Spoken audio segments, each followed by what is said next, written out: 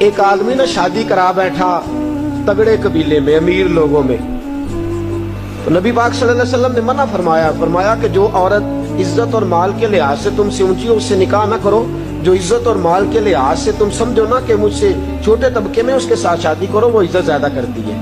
لیکن آج کیونکہ ہم شادی لڑکی کے ساتھ نہیں کرتے، اس کے مکان کے ساتھ، اس کی جائیداد کے ساتھ، اس کے بینک بیلنس کے ساتھ، اس کے ساتھ شادی ہوتی ہے. معاذ اللہ، وہ شادی کرا بیٹھا اونچے قبیلے میں، بیوی ڈانٹتی ہے، بندہ ہے ماڑا، وہ بیچارہ کہہ بھی کچھ نہیں سکتا.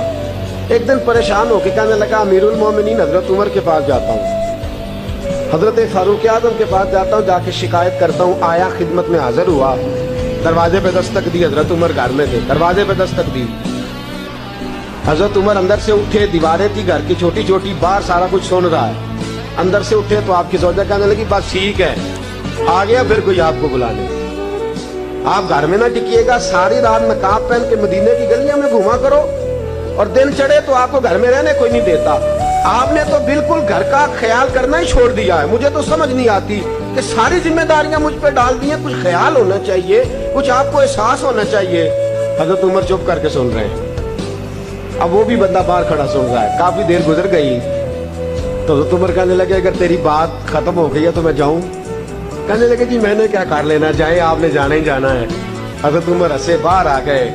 باہر آ کے اس کو کہنے لگے کیا بات ہے ابھی تیری، کیا مسئلہ ہے، کس لیے آیا ہے؟ تو وہ ہنسنے لگا، کہنے لگا حضور میں آپ کو کیا مسئلہ بتاؤں، میری اتنی ڈاڈی نہیں جتنی آپ کی ہے. میں تو آیا تھا اس غرض سے کہ اپنا دکھڑا سناؤں گا، تو آپ تو زیادہ دکھی ہیں مجھ سے. وہ جو کام اندر ہو رہا تھا وہ میں معذرت سے سن بیٹھا ہوں چونکہ کھڑا دروازے پہ تھا. تو حضور میں جس مقصد کے لیے آیا تھا مجھے تو اپنی بھول گئی ہے، مجھے تو آپ سے ہمدردی ہو گئی ہے. حضرت فاروق اعظم مسکرائے اور جو جملہ ارشاد فرمایا وہ بڑا قیمتی.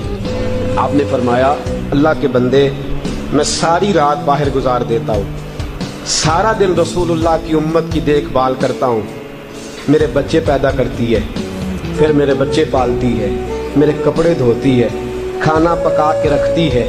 فرمایا تو دیکھ تو صحیح کہ مجھے اپنی بیوی پر سب سے بڑا فخر یہ ہے کہ میں کئی راتیں بھی گھر نہیں آتا تو میرا بستر کبھی ناپاک نہیں ہو سکتا. کردار کی بادشاہ ہے، پردے کی بادشاہ ہے. فرمایا مجھے اس پر فخر ہے.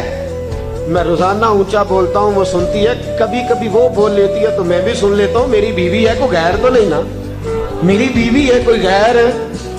روز میں اونچا بولتا ہوں تو سنتی ہے، تو کبھی کبھی سن لینا چاہیے. کب؟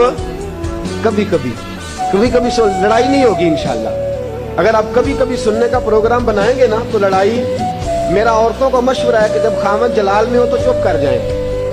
ہمارے استاد گرامی ہمیں ایک چٹکلا سنایا کرتے تھے. کہتے تھے ایک بی بی کسی بزرگ کے پاس گئی، کہنے لگی حضرت جی خامد بڑی لڑائی کرتا ہے، جب آتا ہے گھر میں فساد شروع ہو جاتا ہے، کوئی تعویذ دے دے.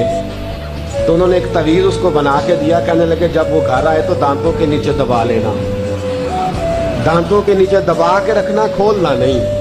1 مہینے کے بعد آئی، کہنے لگی حضور آپ کے تعویذ میں بڑا کمال ہے، میرے گھر کی تو لڑائی ختم ہو گئی. کہنے لگے تعویذ کا کمال نہیں، میں نے تیری زبان ہی بند کر دی ہے. تو جب تک چپ رہے گی تب تک انشاءاللہ فساد نہیں ہوگا. تو یہی بات یاد رکھیے گا دوستو کہ جب عورت بول رہی ہو تو آپ بھی کبھی کبھی تھوڑا سا زبان کو، کیونکہ اس لیے کہ آپ مقابلہ کریں گے تو بات آگے بڑھے گی نا. کبھی یہ تو نہیں نہ ہو سکتا کہ جب مقابلے کے فریق ہوں، مقابلے کے، ہن لباس لکم وانتم لباس لہم، وہ تیرا لباس ہے تو ان کا جب مقابلہ ہوگا تو کون اپنی بات سے پیچھے ہٹے گا. کرنے کا کام یہ ہے کہ جب بیوی کبھی جلال میں آ جائے، کبھی غصے میں آ جائے، اور اگر آپ یہ سمجھے کہ ٹھیک غصے میں ہے، اس طرح حضرت عمر کی بیوی غصے میں ہے تو غصہ ان کا درست ہے کہ آپ کو مجھے وقت دینا چاہیے، دیتے نہیں. اگر کبھی جائز غصہ ہو تو ہمیں بیوی کا غصہ بھی سن لینا چاہیے.